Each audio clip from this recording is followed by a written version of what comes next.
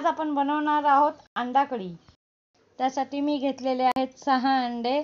इथे मी पाणी उकळायला ठेवलेलं आहे कढईमध्ये, त्याच्यामध्ये थोडंसं मीठ टाकलेलं आहे। मीठ याच्यासाठी टाकलेलं आहे की मीठ टाकल्यामुळे अंडे तुटत नाही, पिचकत नाही।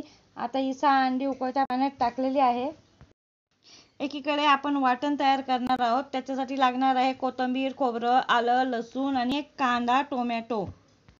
इथे मिक्सरमध्ये पूर्ण वाटून घेतलेलं आहे। इथे मी गॅसवर आता कढई ठेवलेली आहे, त्याच्यामध्ये तेल टाकलं आणि मसाला पूर्ण तळून घेत आहे। मसाला छान परतून घ्यायचा आहे आपल्याला। मध्ये मध्ये हलवत झाकून पण ठेवायचं, म्हणजे मसाला छान परतला जातो, तेल चांगलं सुटलं जातं त्याला। अशा प्रकारे ह्याला झाकून ठेवायचं आहे। तुम्हाला जर माझे व्हिडिओ आवडत असतील तर लाईक अँड सबस्क्राईब करा।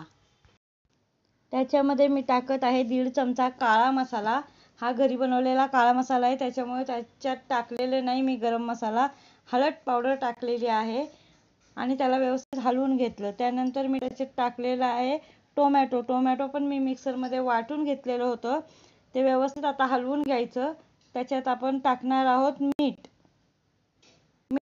मीठ टाकून पण चांगलं हलवून घ्यायचं, म्हणजे तेल व्यवस्थित सुटतंय बघा, कसं तेल व्यवस्थित सुटलेलं आहे। मसाला व्यवस्थित तळून झालेला आहे। आता ही अंडी मी आधी सोलून ठेवली होती आणि त्याला आता मी चिरा मारून घेत आहे। अशा प्रकारे चिरा मारून त्यात मसाल्यामध्ये टाकून द्यायच्या।